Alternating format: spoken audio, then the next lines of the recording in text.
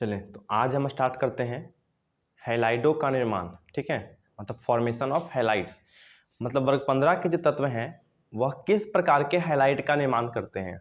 आइए समझते हैं। तो जैसे आप लोग समझे होंगे हाइड्राइड के निर्माण में कि जो हाइड्रोजन है उस पर चार्ज क्या होता है, पॉजिटिव का, और जब H पे चार्ज पहले से ही पॉजिटिव का है तो वह जिसके साथ भी जुड़ने जाएगा उस पर जाहिर सी बात है उस पर चार्ज क्या होना चाहिए था, नेगेटिव चार्ज, तभी तो प्लस और माइनस आपस में कंबाइन कर पाएंगे। तो अगर बात करें हैलाइड का, तो हैलाइड का मतलब होता है वर्ग 17 के एलिमेंट, और वर्ग 17 में कौन कौन से एलिमेंट हैं, F, Cl, Br और I, और यह सब एलिमेंट जो है यह पहले से ही निगेटिव अवस्था में होते हैं, मतलब इन सब पे चार्ज क्या होता है, निगेटिव का। और अगर इन सब पे चार्ज पहले से ही निगेटिव का है, ठीक है, तो अगर यह किसी दूसरे एलिमेंट के साथ जुड़ना चाहते हैं तो उस पर चार्ज क्या होना चाहिए, पॉजिटिव का, तभी तो आपस में कंबाइंड हो पाएंगे। अगर इस पे भी चार्ज क्या हो, नेगेटिव का, और जिसके साथ वो जुड़ने जा रहा है अगर वहां भी चार्ज क्या होगा, नेगेटिव का, तो वह आपस में कभी भी कंपाउंड का निर्माण नहीं कर पाएंगे। तो यहाँ पे यह जरूरी ध्यान रखना है कि अगर एक पे चार्ज नेगेटिव का है तो दूसरा पे चार्ज हमें पॉजिटिव का चाहिए होगा। ठीक है, और वर्ग 15 में हम पढ़ चुके हैं कि जो वर्ग 15 के एलिमेंट हैं तो उसमें पहले कौन कौन से एलिमेंट हैं, नाइट्रोजन, फास्फोरस, आर्सेनिक, एंटीमनी और बिस्मथ। तो इनका जो ऑक्सीकरण अवस्था है वह आप लोग पढ़े होंगे कि इसका जो ऑक्सीडेशन स्टेट है वह होता है -3, +3 और प्लस का 5। ये हम पढ़ा चुके हैं कि जो वर्ग 15 के एलिमेंट हैं वह 3 प्रकार के ऑक्सीकरण अवस्था को प्रदर्शित करते हैं, -3, +3 और प्लस का 5। अब अगर बताएं कि इस पे चार्ज निगेटिव का है तो इन नाइट्रोजन मतलब वर्ग 15 के एलिमेंट पे चार्ज क्या होना चाहिए, पॉजिटिव में, और पॉजिटिव में यह कितने ऑक्सीकरण अवस्था को शो करते हैं, बताइएगा कि पॉजिटिव में जो वर्ग 15 के एलिमेंट हैं वह 2 ऑक्सीकरण अवस्था को शो करते हैं, एक +3 और एक प्लस का 5। इसका मतलब है कि जब हम इस वर्ग 15 के तत्व को, ठीक है, जब हम इस वर्ग 15 के एलिमेंट को हैलाइड के साथ अभिक्रिया करवाते हैं या जोड़ने का प्रयास करते हैं तो यहाँ पे 2 प्रकार के हैलाइड का निर्माण होगा। पहला क्या, अगर यह अपने ऊपर +3 रखें, जैसे मान लेते हैं, अगर बात करते हैं इन सभी एलिमेंट को हम मान लेते हैं M, ठीक है, जहाँ M का मतलब क्या होगा, वर्ग 15 के एलिमेंट, और अगर हम इन सभी एलिमेंट को M मान लेते हैं और इन सभी को हम मान लेते हैं X, ठीक है, वैसे भी हम हाइलाइड को यानी कि वर्ग 15 के एलिमेंट को हम लोग X के द्वारा इंडिकेट किया करते हैं। ठीक है, तो अगर हमें वर्ग 15 को मान लेना है M और हाइलाइड को मान लेना है X, तो अब बताएं यहाँ पे क्या बनने वाला होगा, तो हाइलाइड पे चार्ज जो है वो -1 होता है, और लेकिन अगर बात करेंगे वर्ग 15 पे तो वर्ग 15 पे जो चार्ज है हम 2 रख सकते हैं, एक +3 एक प्लस का 5। तो पहले हम रखते हैं प्लस का 3, और जब हम यहाँ पे +3 रखते हैं, ठीक है, और इसको हमें जोड़ना है हैलाइड के साथ, तो हैलाइड को हम क्या मान चुके हैं, X, और इस X पे चार्ज क्या रखना होगा हमें, -1। तो बताइए यह आपस में कंबाइन करके क्या बनाएगा, तो आपको मालूम है कि यह 3 कहाँ आएगा, इसके नीचे, और यह 1 इसके नीचे आएगा, तो क्या बन जाएगा MX3। तो इसे हमें कहना होता है ट्राई हैलाइड। इसे हम ट्राई हैलाइड क्यों कहते हैं, क्योंकि इसमें जो हैलाइड है वो कितना बार आ चुका है, 3 बार, जिसे हमें कहना क्या होगा, ट्राई हैलाइड। लेकिन अगर मान लो कि हम इस M पे चार्ज +5 का भी रख सकते हैं, क्योंकि ऑक्सीकरण अवस्था इसका 3 होता है, -3 तो यहाँ रख नहीं सकते क्योंकि -3 और यहाँ पे चार्ज क्या होगा, माइनस में होगा, तो माइनस आपस में क्या करेंगे, प्रतिकर्षण। तो अगर हम देखिए प्लस में, तो प्लस में 2 शो करता है, प्लस का 3 ही, अब हम यहाँ पे जब +3 रख चुके हैं तो यहाँ पे बना क्या, MX3। लेकिन अगर हम चाहें तो यहाँ पे +5 भी रख सकते हैं, ठीक है, और जब हम यहाँ पे +5 रखेंगे तो M पे चार्ज होगा +5 और X पे चार्ज क्या होगा, -1। तो अब बताएं यहाँ पे क्या बनेगा, तो यह 5 कहाँ आएगा, इसके नीचे, और यह 1 आएगा इसके नीचे, तो M कितना बार, 1, और X कितना बार, 5 बार, मतलब यहां बन जाएगा आपका MX5, जिसे हम कहते हैं पेंटा हैलाइड।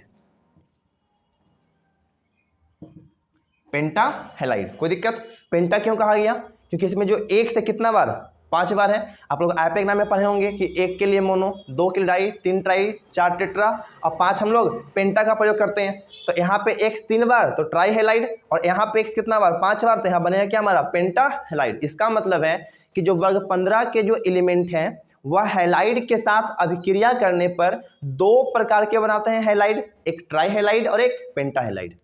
कोई दिक्कत? यहां तो कोई दिक्कत नहीं होना चाहिए, इसको थोड़ा लिख लो आप।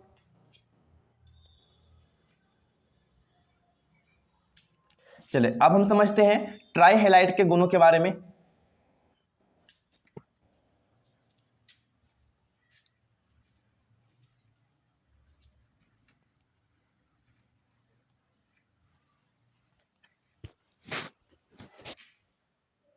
चलो समझते हैं।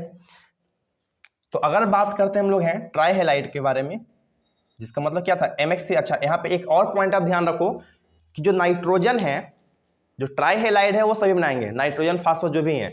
लेकिन अगर बात करेंगे पेंटा हैलाइड का, तो उस पेंटा हैलाइड में नाइट्रोजन भाग नहीं ले पाता है। उसका वजह क्या है, इसको एक बार समझते हैं हम लोग हैं। तो अगर बात करें नाइट्रोजन का, तो इसका विन्यास क्या होगा 7, तो 1s2 2s2 और 2p3। तो इसमें S के पास कितने बॉक्स, एक बॉक्स बनने वाले होंगे, और P के पास कितने बॉक्स, 3 बॉक्स बन जाएंगे, जिसे हम कहते हैं ऑर्बिटल। ठीक है, इसे बॉक्स देने हम कह सकते हैं। तो इस S में हमें रखना कितना इलेक्ट्रॉन है, 2 इलेक्ट्रॉन। तो एक भरते हैं क्लॉकवाइज और एक भरेंगे एंटी क्लॉकवाइज। P में कितना रखना है, हमें 3 इलेक्ट्रॉन रखना है। तो पहले भरेंगे क्लॉकवाइज, तो क्लॉकवाइज 1 इलेक्ट्रॉन, 2 इलेक्ट्रॉन और ये 3 इलेक्ट्रॉन। ठीक है, तो आप यह पढ़ चुके हैं कि ऑर्बिटल का जब हम विन्यास निकालते हैं तो उस ऑर्बिटल में जितने भी होते हैं अनपेयर बॉक्स, ठीक है, यहाँ पे आपको मिलेगा 2 प्रकार का बॉक्स मिल सकता है। एक ऐसा बॉक्स जिसमें 2 इलेक्ट्रॉन हो, तो जिसमें होगा 2 इलेक्ट्रॉन, इसे हमें कहना होता है पेयर बॉक्स। और एक हमें मिल सकता है जिसमें कितना इलेक्ट्रॉन है, 1 इलेक्ट्रॉन, उसे हमें कहना होता है अनपेयर बॉक्स। ठीक है, तो जितने भी पेयर बॉक्स होते हैं वह कभी भी बॉन्ड का फॉर्मेशन नहीं करते हैं। ठीक है, मतलब यह जो आपका पेयर बॉक्स है यह बॉन्ड का फॉर्मेशन करने वाला नहीं होगा। अब इसमें अनपेयर कितने बच गए, तो 1 2 और 3। इसका मतलब जो नाइट्रोजन है वह केवल 3 हैलाइड को ही जोड़ सकता है। क्यों? क्योंकि इसमें कितने अनपेयर मिल चुके हैं, 3 अनपेयर। लेकिन अगर बात करेंगे फास्फोरस का, तो इसका होता है 15, 1s2 2s2 2p6 3s2 3p3। अब अगर हम इसका निकाले बाहरी सेल का विन्यास, तो बाहरी सेल कौन होगा, 3 होगा। तो S के पास 1 बॉक्स और P के पास 2 से 3 बॉक्स लेंगे। भरना हमें S में कितना इलेक्ट्रॉन है, 2 इलेक्ट्रॉन। तो पहले भरेंगे क्लॉकवाइज और एंटी क्लॉकवाइज। इसमें भरना हमें 3 इलेक्ट्रॉन को है, तो 1 2 3। अब बताओ फास्फोरस इस अवस्था में कितने बॉन्ड का निर्माण कर सकता है। तो जितना अनपेयर दिखे, और अनपेयर का मतलब क्या समझाया गया आपको कि अनपेयर हम उस बॉक्स को कहेंगे जिसमें हमें 1 इलेक्ट्रॉन दिखे। ठीक है, तो यहां तो हमें मिल रहा है 2 इलेक्ट्रॉन, यहां पे कितना है, 1 1 और 1। इसका मतलब है कि फास्फोरस इस अवस्था में +3 ऑक्सीकरण अवस्था शो करेगा और +3 बॉन्ड, मतलब यह 3 बॉन्ड का निर्माण इस अवस्था में कर सकता है। तो अब समझते हैं कि आखिर यह 5 बॉन्ड का निर्माण कब करेगा।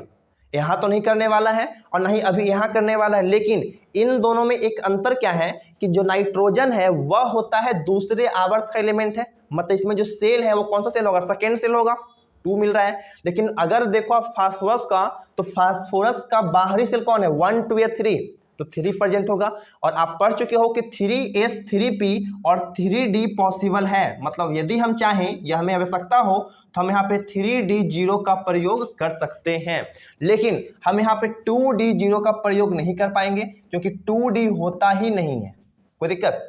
जब हम यहाँ पे 3d0 का प्रयोग कर सकते हैं तो d का मतलब होता है 5 ऑर्बिटल।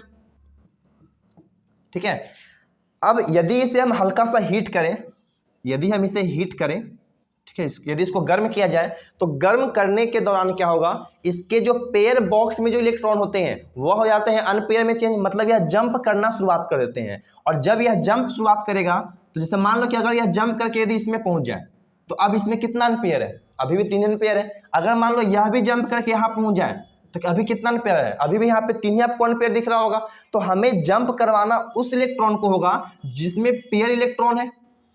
ठीक है, जिस बॉक्स में हमें पेयर इलेक्ट्रॉन दिखेगा हमें उसी को जंप करवाना होगा।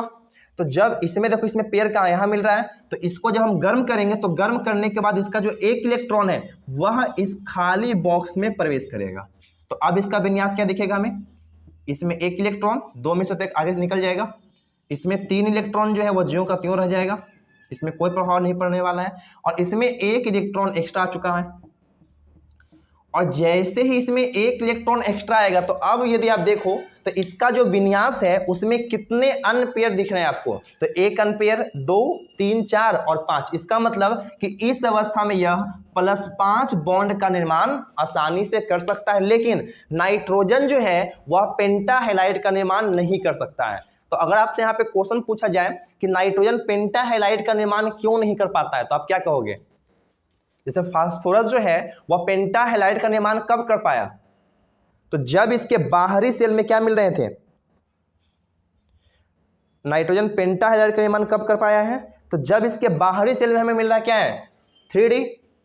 अगर मान लो कि यहाँ पे 2D0 प्रेजेंट होता, ऐसे होता नहीं, लेकिन मान लिया जाए कि यदि यहाँ पे 2D0 होता तो हम यहाँ पे भी 5 बॉक्स लेते और इसको आसानी से जंप करवाते, तो उस अवस्था में यह भी 5 बॉन्ड का निर्माण कर सकता था। लेकिन नाइट्रोजन में तो 2D ऑर्बिटल होता ही नहीं है, तो जब यहाँ पे D ऑर्बिटल प्रेजेंट नहीं है, जिसके वजह से नाइट्रोजन जो है वह अपने वैलेंसी को आगे बढ़ा नहीं सकता है। लेकिन अगर देखो फास्फोरस को, तो फास्फोरस जो है उसका अंतिम इलेक्ट्रॉन कितना जाता है? 3rd सेल में, और 3rd सेल में जाने की वजह से यहाँ पे 3D हमें मिल जाता है, और 3D मिलने की वजह से यह अपने वैलेंसी को बढ़ा सकता है।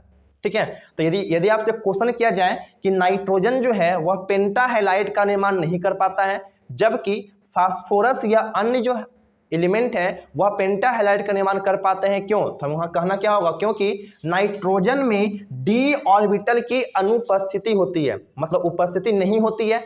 इसके वजह से नाइट्रोजन जो है वह NCl5 या फिर पेंटाहेलाइड का निर्माण नहीं कर पाता है, जबकि फास्फोरस में D ऑर्बिटल की उपस्थिति होने के कारण यह पेंटाहेलाइड का निर्माण कर पाता है।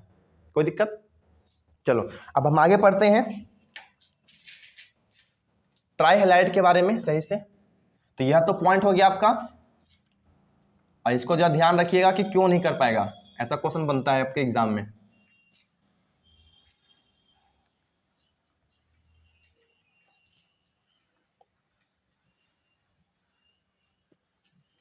चलो अब हम पढ़ते हैं ट्राइहेलाइड के बारे में। ठीक है, तो ट्राइहेलाइड क्यों बना हमें समझ में आ चुका है, क्योंकि वर्ग 15 में जितने भी एलिमेंट हैं उसे हम क्या मान लिए थे? m मान लिए थे। इस पे चार्ज क्या था? प्लस का 3, और x पे चार्ज क्या था? माइनस का 1। तो यह आपस में जुड़ने पे क्या बना लेंगे? mx3 बना लेंगे। तो यहाँ बन जाएगा हमारा mx3, और जैसे यहाँ पे हम लगाते हैं 3, तो यह कहलाता है ट्राइहेलाइड। अगर यहाँ लगाते हैं 2 तो कहता है क्या? डाइहेलाइड। 5 के लिए पेंटा कहना होता है हमें। तो यह जो ट्राइहेलाइड इसमें कौन कौन से आ सकते हैं? जैसे अगर बात करें तो NCl3, NBr3, जो कि यहाँ पे X का मतलब क्या हो जाएगा? FCl Bri, और M का मतलब क्या हो जाएगा? आप M के स्थान पे वर्ग 15 के लिए रख सकते हो, जैसे कि नाइट्रोजन हो गया, फास्फोरस, आर्सेनिक, एंटीमनी और बिस्मथ। तो आप इसको उठाओ और इन सभी के साथ जोड़ सकते हो, फिर इसको उठाओ इन सभी के साथ जोड़ दो, इसको उठाओ इन सभी के साथ जोड़ दो। मतलब यहाँ पे बहुत सारे कंपाउंड बन सकते हैं, जैसे PCl3 हो गया, PBr3 हो जाएगा, PI3 बनने वाला होगा। ठीक है, लेकिन यहाँ पे आप एक पॉइंट ध्यान रखना कि इसमें जो BiF3 बनेगा, ठीक है, जो Bi और यहां से जो हम F उठाएंगे, मतलब इन दोनों के कंबाइन से जो बनेगा BiF3, ठीक है, इसकी प्रकृति होती है आयनिक। ठीक है, मतलब यह जो है आयनिक अवस्था में जुड़ने वाला होगा, लेकिन इसको छोड़ करके जितने भी यहाँ पे बनने वाले कंपाउंड होंगे वह सभी कंपाउंड के बीच में सहसंयोजक बंध पाया जाता है। तो ऑब्जेक्टिव यहां से भी बन सकता है कि वर्ग 15 के ऐसे कौन से ट्राइहेलाइड हैं जो आयनिक अवस्था में पाए जाते हैं? तो BiF3। अगर आप पूछो कि आखिर यह आयनिक अवस्था में ही क्यों पाया जाएगा, क्योंकि आप पढ़ चुके हो कि वर्ग में ऊपर से नीचे आने पर विद्युत ऋणात्मकता के मान में क्या होती है? कमी होती है। तो विद्युत ऋणात्मकता के मान में कमी होने का मतलब है कि उसमें धात्विक गुण बढ़ रहा होगा। अब इसका क्या पर्पस आ गया? देखो, वर्ग में जैसे हम ऊपर से नीचे की ओर आते हैं तो माइनस चार्ज घट रहा है, तो माइनस चार्ज घटने का मतलब है ऑटोमेटिक वहां पे प्लस क्या होगा? बढ़ रहा होगा। और प्लस सबसे ज्यादा किसमें होगा? बिस्मथ में। और बिस्मथ में जो गुण है वो होता है धात्विक गुण, या पहले आपको लिखवा चुके होंगे कि बिस्मथ जो है वो धातु है। ठीक है, तो जब बिस्मथ धातु है और जिसके साथ ये जुड़ने जा रहा है वह क्या है? तो X होता है अधातु। X यहाँ पे है क्या, तो X है अधातु। तो जब कभी भी बॉन्ड जो है धातु और अधातु के बीच में बने तभी आयनिक बंध बनना पॉसिबल है। लेकिन अगर मान लो बॉन्ड जो है वह अधातु और अधातु के बीच में बनेगा तब बनता है सहसंयोजक बंधन। लेकिन अगर बॉन्ड धातु और अधातु के बीच में बनेगा तब कौन सा बॉन्ड बनेगा, आयनिक बॉन्ड बनेगा। तो आप ध्यान रखना कि BiF3 जो है वह आयनिक प्रकृति की होती है और इसको छोड़ करके जितने भी ट्राइहैलाइड हैं वह सहसंयोजक बंध के द्वारा जुड़े होते हैं, जिसकी वजह से वहां पे सहसंयोजक बॉन्ड पाया जाता है। ठीक है, अब इसका बात करते हैं जरा स्ट्रक्चर के बारे में। तो जो यहाँ पे सिंपली यहाँ लेते हैं NCl3 को लेते हैं एग्जांपल समझाने के लिए। ठीक है,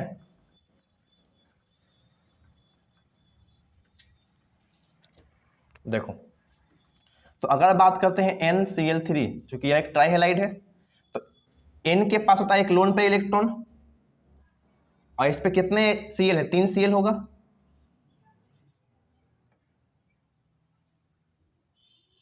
एक Cl, 2 Cl, 3 Cl। अब आपको समझ में आ चुका होगा कि इसका जो स्ट्रक्चर है इस तरीके से तो नहीं होगा, क्योंकि हम मिल क्या रहा है, लोन पेयर, और लोन पेयर का काम है कि वह बॉन्ड पेयर को झुकाने का काम करेगा। तो यह इसका काम है कि इन दोनों का दबाने का काम करेगा। तो दबाने की वजह से इसका जो आकृति है कुछ आपको ऐसा दिखेगा, Cl और यह Cl। ठीक है, तो यह बन गया हमारा NCl3। अब बताओ इसका प्रसंकरण क्या होता है। ठीक है, तो प्रसंकरण वैसे होता है NCl3 में जो नाइट्रोजन है इसको हम कहते हैं लोन पेयर। जो आपको 2 इलेक्ट्रॉन दिख रहा है उसे हमें कहना होता है लोन पेयर। ठीक है, और इसमें जो नाइट्रोजन है इसका जो प्रसंकरण है वो होता है sp3। ठीक है, और अगर आप पूछो कि sp3 हम कहां से लाएं तो इसको आप पहले पढ़ चुके होंगे, लेकिन दोबारा देख लो। नाइट्रोजन का होता है 7, तो 1s2, 2s2, 2p3। S के पास एक बॉक्स, हमें रखना है 2 इलेक्ट्रॉन। P के पास 3 बॉक्स है, हमें रखना 3 इलेक्ट्रॉन को होगा, 1, 2 और 3। अब देखो यहाँ पे आप पढ़ चुके हैं कि जो नाइट्रोजन है वह 3 बॉन्ड का ही निर्माण क्यों करेगा, क्योंकि यहाँ पे कितने अनपेयर है, 3 अनपेयर है। ठीक है, तो जब यहाँ पे 3 अनपेयर दिख रहे हैं तो इसका मतलब यह बनाएगा 3 बॉन्ड, और यहाँ यह जो है यह आपका पेयर हो चुका है। इसका मतलब यह तो बॉन्ड बनने में भाग नहीं लेने वाला होगा, लेकिन इसके बाहरी शेल में कौन कौन से ऑर्बिटल आ चुके हैं। तो एक ऑर्बिटल आया है S का, जो कि यह किसका ऑर्बिटल है, S का है, और यह किसका है, P का, यह भी किसका होगा, P का, और यह भी किसका है, P का है। तो पूरे ओवरऑल देखो संरचना में तो यह जो 2 इलेक्ट्रॉन है आपको यहां दिख रहा होगा। ठीक है, और जो 3 इलेक्ट्रॉन है तो 1 इलेक्ट्रॉन, 2 इलेक्ट्रॉन और 3 इलेक्ट्रॉन, यह आपको अनपेयर अवस्था में दिख रहा होगा, तभी तो यह बॉन्ड बना चुका है। तो अनपेयर और पेयर, ठीक है, यहां पे देखना है कि यहां पे टोटल कितने ऑर्बिटल ने भाग लिया, और जितना ऑर्बिटल भाग लेता है वही हमारा कहलाता है प्रसंकरण। तो इसमें देखो तो यह जो S का इलेक्ट्रॉन 2 इलेक्ट्रॉन है यहाँ पे आ चुका है, और P का कितना बॉक्स, तो 1 बॉक्स, 2 बॉक्स और 3 बॉक्स। तो इन सभी को कंबाइंड करने के बाद क्या बन जाएगा, S एक बार और P कितना बार, 3 बार, तो यह बनेगा sp3 प्रसंकरण। ठीक है, कोई दिक्कत। तो ना ट्राइहैलाइड का जो प्रसंकरण है वो होता है sp3, आप इसको ध्यान रखिएगा। और अगर पूछा जाए कि इसका जो आकृति है यानी कि इसका जो शेप है वो क्या होता है, तो इसका शेप होता है त्रिकोणीय पिरामिड। ठीक है, इसका जो शेप है वो होता है त्रिकोणीय पिरामिड।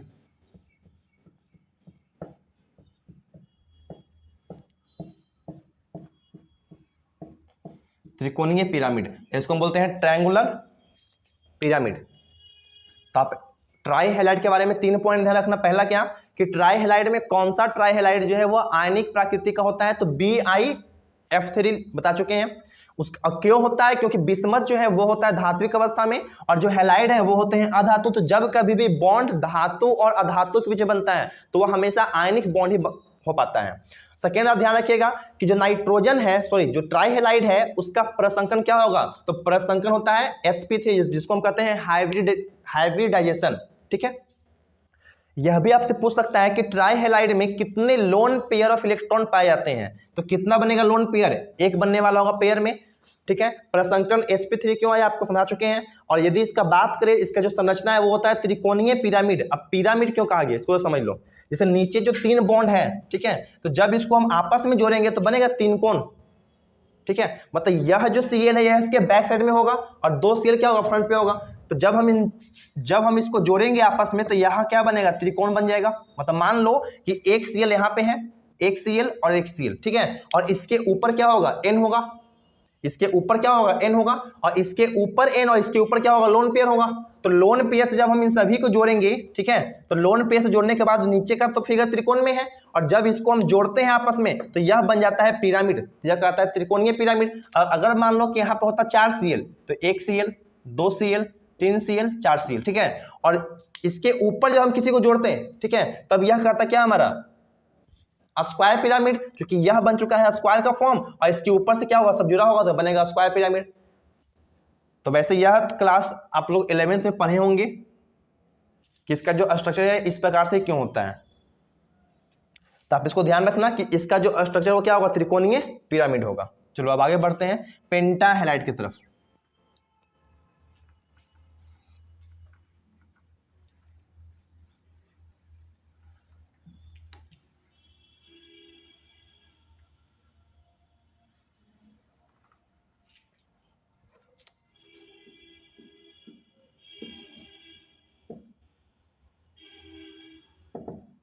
पेंटाहेलाइड, ठीक है, तो पेंटाहेलाइड क्यों बन रहा था, क्योंकि जो 15 के एलिमेंट उस पर चार्ज क्या था, m पर प्लस चार्ज और x पे चार्ज, तो माइनस का 1 है, तो जुड़ने पे क्या बन जाएगा, mx5, तो यह बन गया था पेंटाहेलाइड। अब पेंटाहेलाइड में बताओ क्या NCl3 बनना पॉसिबल है, सॉरी NCl3 तो बनेगा, NCl5 बनना पॉसिबल है, तो जी नहीं।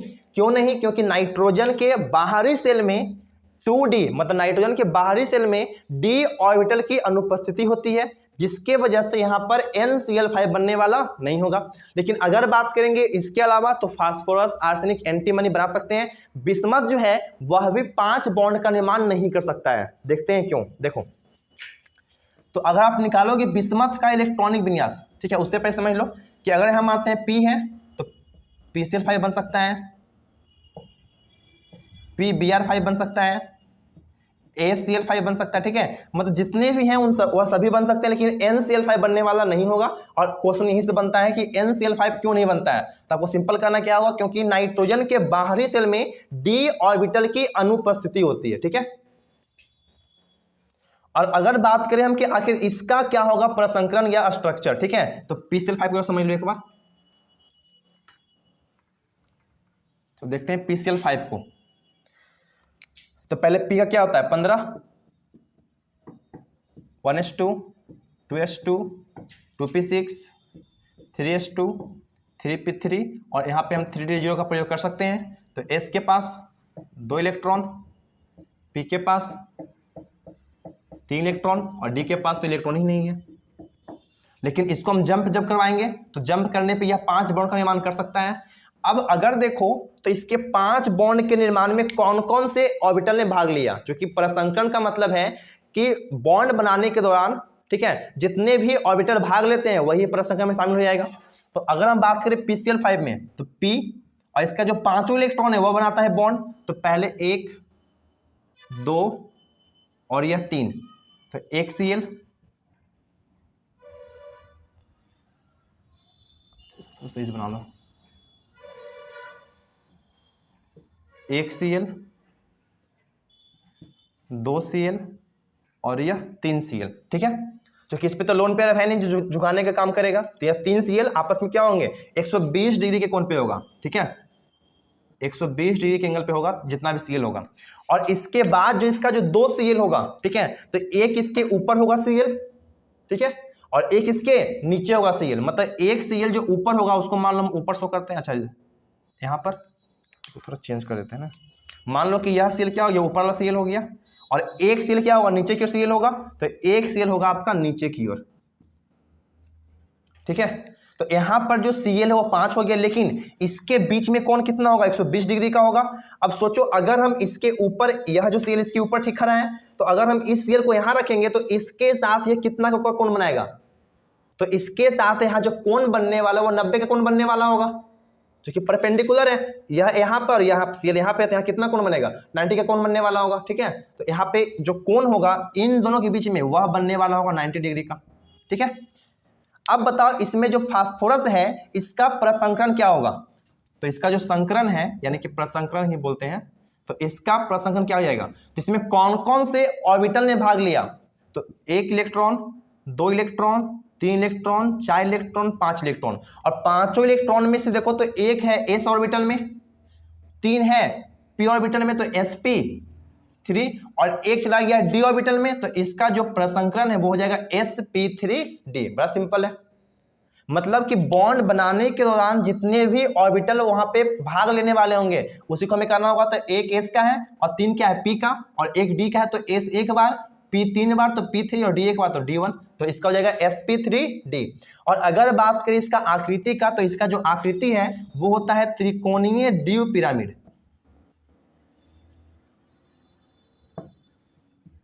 त्रिकोणीय ड्यू पिरामिड, ठीक है। अब इसका नाम ऐसा क्यों? क्योंकि देखो अगर तो जब हम इन सभी को आपस में मिलाते हैं इसको, तो यहां बनेगा एक त्रिकोण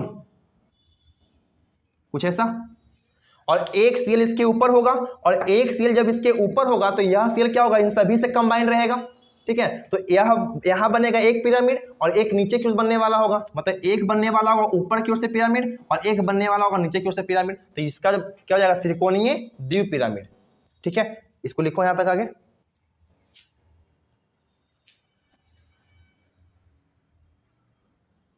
ठीक। अगर पूछा जाए कि इसमें से सबसे अधिक स्टेबल कौन होगा, मतलब कि ट्राई हैलाइड और पेंटा हैलाइड में से ज्यादा स्टेबल कौन होगा, तो ट्राई हैलाइड जो है वो ज्यादा स्टेबल होता है पेंटा हैलाइड के कंपेयर में, ठीक है। मतलब जब हम PCl5 को गर्म करेंगे, तो PCl5 को गर्म करने के दौरान जो एक्स्ट्रा Cl आ रहा है, तो एक Cl यह एक्स्ट्रा आ रहा था, ठीक है, और एक Cl यह एक्स्ट्रा आ रहा था, तो यह जो Cl एक्स्ट्रा आ रहा है यह निकल जाएगा Cl2 के फॉर्म पे, तो क्या बचेगा? PCl3। तो यह बनाता है PCl3 प्लस Cl2।